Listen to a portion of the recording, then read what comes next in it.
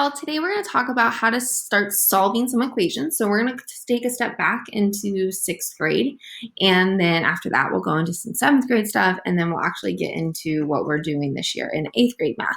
So today we're just going to talk about one-step equations. So you guys will need your notes, and we'll be on page 7. You guys will also probably need a calculator if you wish, and then your Chromebook, because you guys will be doing some practice as well. All right, so on page 7. All right, so today we're going to talk about one-step equations. I usually try to show like a variety of different ways because a lot of people like to learn, some people more visual, but with us making video notes this year with the AB schedule, I'm just going to kind of show you guys algebraically, and then if it's not clicking, I can definitely show you guys different ways. There are perks to showing you guys different ways, but algebraically you'll see the most often, so that's kind of the route we're going to take. All right. So we're going to start off with just one-step equations, which just means it takes one step to solve these guys, okay? We have equal signs now, so we're going to try to figure out what these letters represent. Okay, so in order to solve an equation, we must isolate it. And to do that, we're going to have to use inverse operations to keep each of our sides equal, because whatever we do to one side, we have to do to the other side. We can't just decide, oh, we're going to do that to one side without keeping it equal or even. Okay, so inverse operations are also known as opposite or undoing operations. So we have our 4 operations that we know. We have addition, subtraction, multiplication, and division. All right, so the opposite of addition is subtraction, okay? And the opposite of subtraction is addition, okay? What helps me kind of when I teach this is I actually don't use addition and subtraction a lot. It's kind of strange, but I think of positives and negatives. Okay. So in my head, I like to use numbers instead of it just being adding. I ask, okay, what kind of number is this? Is this a positive 7? Okay, what's the opposite of a positive 7? A negative 7. So that usually helps people make sense of it most of the time. And again, one more thing that I like to think of is we're trying to make a 0 pair. We're trying to make the number 0. Okay. Then we have multiplication and division, and these are inverses of each other. So the opposite of multiplying is dividing, okay? And the opposite of dividing is multiplying. Go figure, right? Okay. But one thing I am going to say with these ones is instead of making zeros, when you multiply and divide, you can't really make 0 a lot. So what we're trying to make in this instance is a positive 1. Okay. So that's kind of how, when we start doing this, how we'll talk about it. And I will also write, use what you see. And we'll talk about what that means when we actually have some problems. So, all right, we're actually going to start now. It's going to be very exciting. Okay, so we have our first problem as x plus 4 equaling 7. Okay, and so for these guys, we can just make like a picture. You know, I need 7. I need 7. Okay, 7. Okay, and in the left side of the problem, we have something. We have something that we don't know, but we also already have 4. Okay, so I mean, we could literally draw out 4 if we wanted to.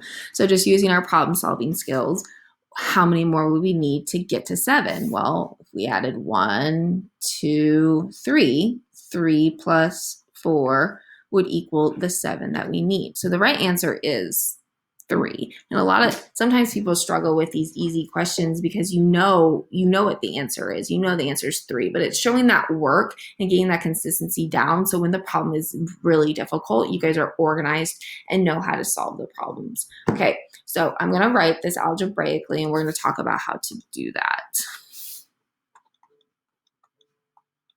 Okay. So our goal right now is to figure out this number. What is this number? And so what we need to figure out is we need to isolate this number, this letter all by itself. Because if we can know what this number is, we can solve the problem. So what we're going to do is, me personally, I like to draw a little line. Okay, because whatever you do over here, you got to keep it even over here. All right, and our goal, this is our goal, this is our friend. Okay, and so what we need to do is we need everything else to go away. We need to disappear. So we have this 4.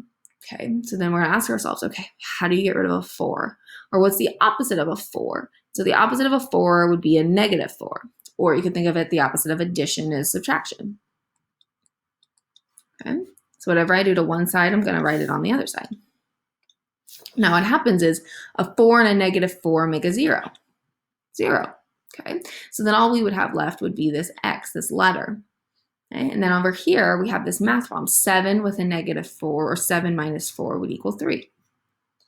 And x is now all by itself, and we have now figured out that x equals 3. We could check our work.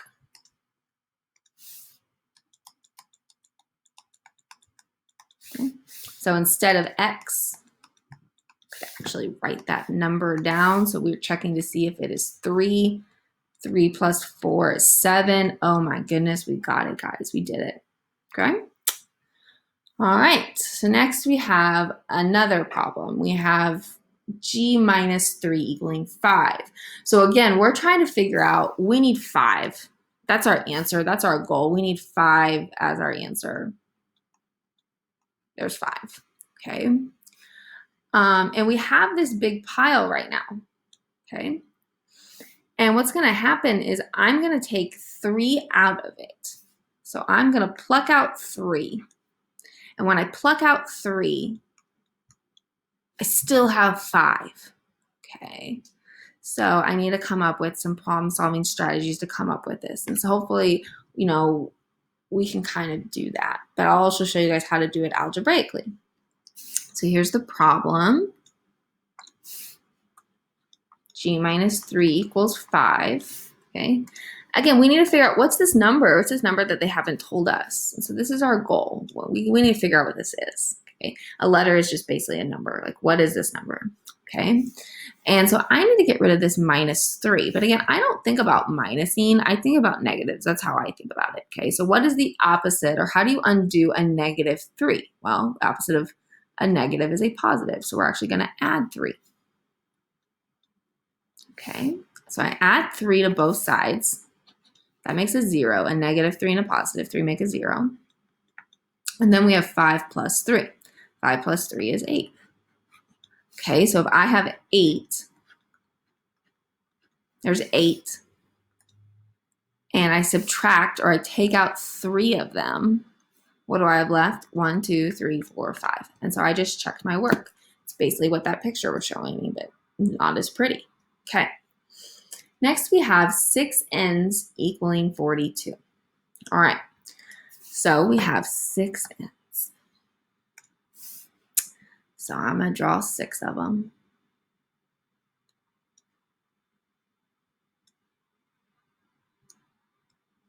I have 6 n's, and they have to equal 42. So I have to figure out what evenly goes into all 6 of these boxes to equal 42.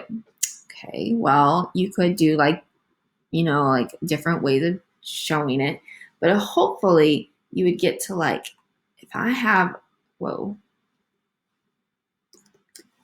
a 7 right here, and a 7 right here, and a 7 right here, another 7, another 7, another 7. If I have 6 sevens, 6 groups of 7, that would equal 42.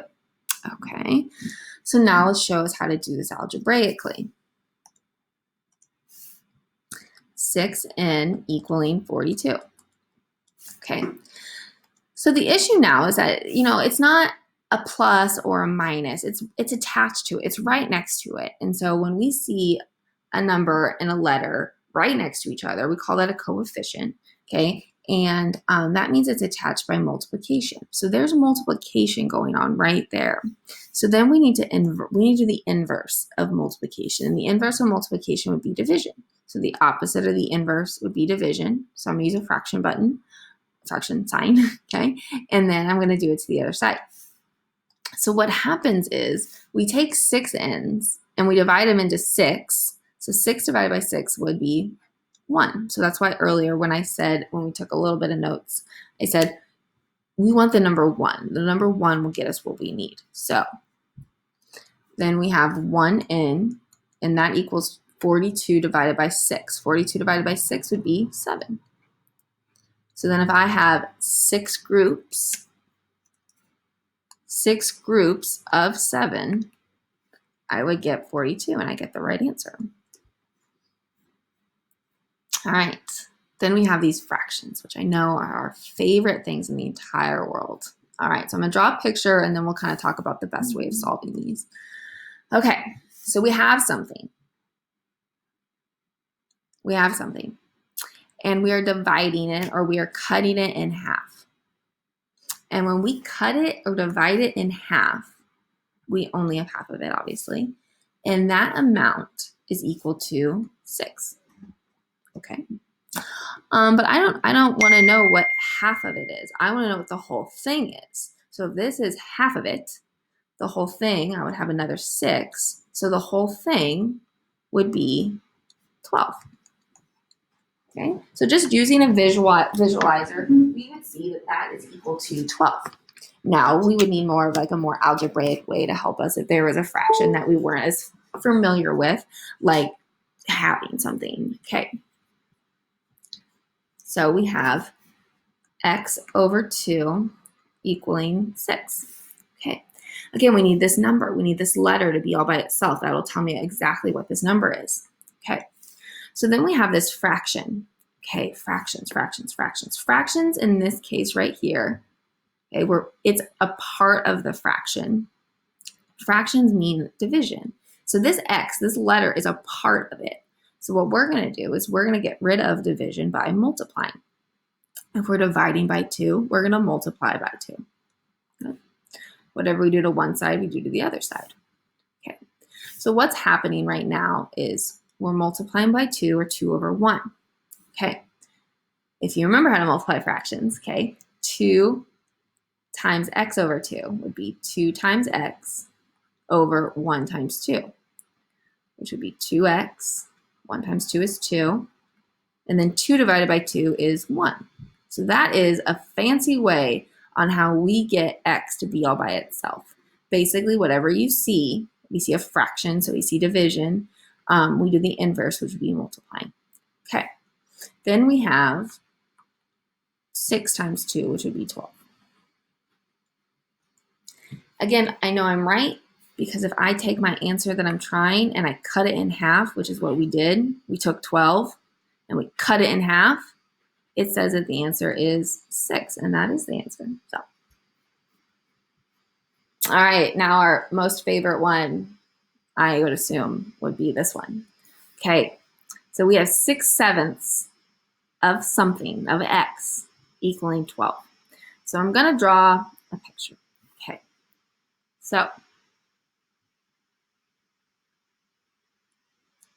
1, 2, 3, 4, 5, 6. 1, 2, 3, 4, 5, 6, 7. Okay, so here is a whole. This would be the whole x. Okay, but we only know 6/7 of it. Okay, so I know 6/7, and 6/7 of this number is equal to 12. Okay, so let's just kind of use our problem solving strategies and figure out, okay, how did we figure out this one? We knew that there were 6 boxes and it had to equal 42. Okay, well, 1, 2, 3, 4, 5, 6 boxes have to equal 12. Well, let's try 2. Okay, so 2, 4, 6, 8, 10, 12. There's 12, right? But I don't want to know what 6/7 is. I know that 6/7 is 12. I want to know what the full amount is. I want to know what the entire x thing is. Well, that would also have to be another 2. So x would have to be 14. Okay. So let's see if we can come up with an algebraic way to come up with this. Okay. All right. So we have 6/7. All right. So there's 2 different ways to do this one. Okay. The first one is just to ask yourself, this is just a number. It's just a number. It's just a weird number. And what's happening to this number and x? Does it look like this where it's a part of the fraction? Or does it look more like it's off to the side where it's multiplication? Well, I could see that this is just a number. And so that's actually being multiplied by x.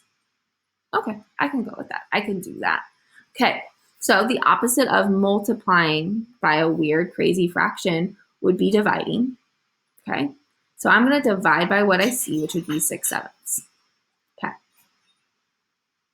6/7. Okay, I could type in my calculator 6/7 divided by 6/7, and I think I'll actually do that just so you guys can see. Okay, we're going to do 6/7 divided by 6/7. No, that did not do what I wanted it to do. Sorry, guys. All right, so we'll hit a fraction. We'll do 6/7, so it's in the numerator. And then we'll do another 6/7, and it equals 1. Okay. Another way you could do it would be 6/7, then hit divide, 6/7, and you get 1. Okay, so we know for sure that this right here, I'm going to change colors real quick, equals 1. Okay. So now what we need to do is we need to do 12 divided by 6/7. 12 divided by 6/7. I get 14. Okay.